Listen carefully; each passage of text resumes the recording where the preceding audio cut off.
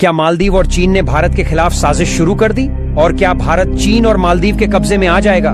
क्या मालदीव के राष्ट्रपति मोहम्मद मोइज़ू क्या चीन के गंदे प्लान में चीन का साथ देगा? आपको बता दें कि मोहम्मद मोइज़ू कुछ दिन पहले चाइना गए थे और मोहम्मद मोइज़ू ने जिनपिंग के साथ मुलाकात करके करीब 20 समझौते पर दस्तखत किए हैं। जब मोइज़ू मालदीव के राष्ट्रपति बने तो मोइज़ू से पूछा गया कि आपने पूरा चुनाव इंडिया आउट कैंपेन के बाद जीता था, तो मोइज़ू से पूछा कि क्या आप भारत के खिलाफ हैं? फिर उन्होंने यह कहा कि हम ना तो भारत के खिलाफ हैं और ना ही चाइना के। फिर कुछ दिन पहले उन्होंने बयान दिया था, उससे यह साबित होता है कि भारत और मालदीव के रिश्ते और भी आगे ज्यादा खराब होने वाले हैं। और हालांकि मोइज़ू ने चीन की सतह पर खड़े होकर यह कहा कि भारत का मालदीव के ऊपर जो प्रभाव था वह हमारे देश के लिए बहुत बड़ा खतरा था। मोइज़ू ने बीजिंग में खड़े होकर कहा कि चीन हमारे सबसे करीबी, सक्रिय और विकास साझेदारों में से एक है और अब्दुल्ला यामीन चीन के बहुत ही करीबी हैं और उनके ही कहने पर बीजिंग ने मोइज़ू को मालदीव का राष्ट्रपति बनाने में बहुत मदद की है। चीन ने जिस पर रखा हाथ उसकी पूरी जिंदगी होगी बर्बाद। अब लगता है मालदीव की बारी आने वाली है। अब कुछ दिन में मालदीव खुद के पैरों पर कुल्हाड़ी मार लेगा। देखते जाओ आप लोग क्या क्या होता है। अब हम और आप 2018 में चलते हैं। आ जाओ, 2018 में चुनाव होने वाले थे और मोहम्मद नशीद देश में नहीं थे।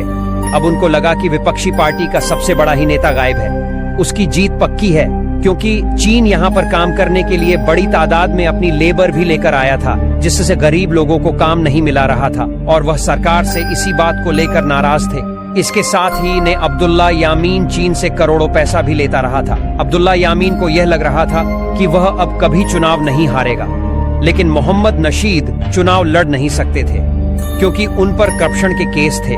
इसलिए मोहम्मद नशीद ने इब्राहिम मोहम्मद सोलिह का नाम आगे बढ़ाया। अब अब्दुल्ला यामीन के खिलाफ जांच पड़ताल शुरू कर दी गई थी। कई मामलों में दोषी पाया गया और उसको 11 साल की सजा सुना दी गई। अब 2020 से ही चीन ने पूरा खेल शुरू किया और आपको बता दें कि 2022 में मालदीव्स में इंडियन हाई कमीशन ने जून मालदीव्स के अंदर इंटरनेशनल योगा डे को सेलिब्रेट करने का फैसला लिया। जैसे ही इंटरनेशनल योगा डे का सेलिब्रेशन जैसे ही चालू हुआ, उसी वक्त बाहर बहुत सारे लोगों ने इसका विरोध करना शुरू कर दिया था। वहां पर इंटरनेशनल योगा डे का सेलिब्रेशन 20C/2 में नहीं हो पाया। उन्होंने विरोध कर दिया था ना, इसीलिए जब इसमें चीन सफल हो गया था तो उसे समझ आ गया कि एंटी इंडिया सेंटीमेंट को और 6 से 8 महीने और चलाना पड़ेगा, क्योंकि 2023 में चुनाव शुरू होने वाले थे। अब सबसे बड़ा सवाल यह है कि प्रोग्रेसिव पार्टी ऑफ मालदीव की तरफ से कौन चुनाव लड़ेगा। आपको बता दें कि करप्शन के केस में अब्दुल्ला यामीन जेल में था। हालांकि अब्दुल्ला यामीन जब जेल गया तो उसने उस समय प्रोग्रेसिव पार्टी ऑफ मालदीव्स के लीडर वहीद हसन को चुना। आपको पता ही होगा कि वह पार्टी में एक बड़ी सीनियर पर्सनैलिटी है और मालदीव्स का एक बहुत बड़ा चेहरा भी है, शामिल है। और 2023 में चुनाव नजदीक अपने पर अब्दुल्ला यामीन ने वहीद हसन को साइड में करके मोहम्मद मोइज़ू का नाम प्रस्तावित किया। एक ऐसी बात दुनिया में चल रही थी कि मोइज़ू का नाम सामने लाने में चीन का सबसे बड़ा हाथ है, क्योंकि वहीद हसन एक सीनियर और सुलझे हुए नेता थे। वह पिछले 25 सालों से पार्टी से जुड़ा ग्राउंड लेवल कार्यकर्ता है और इन लोगों ने ट्विटर पर वोट चलाए गए पूरे ट्विटर पर प्रतिदिन करीबन 1 लाख से ज्यादा ट्वीट्स और रिट्वीट्स कर एंटी इंडिया सेंटीमेंट का माहौल बनाया गया था। मोइज़ू को चुनावों में जीत मिली और उसने सबसे पहले तुर्की का दौरा किया था, जबकि पहले अगर कोई भी राष्ट्रपति मालदीव में बनकर आता था तो वह सबसे पहले भारत का दौरा करता था।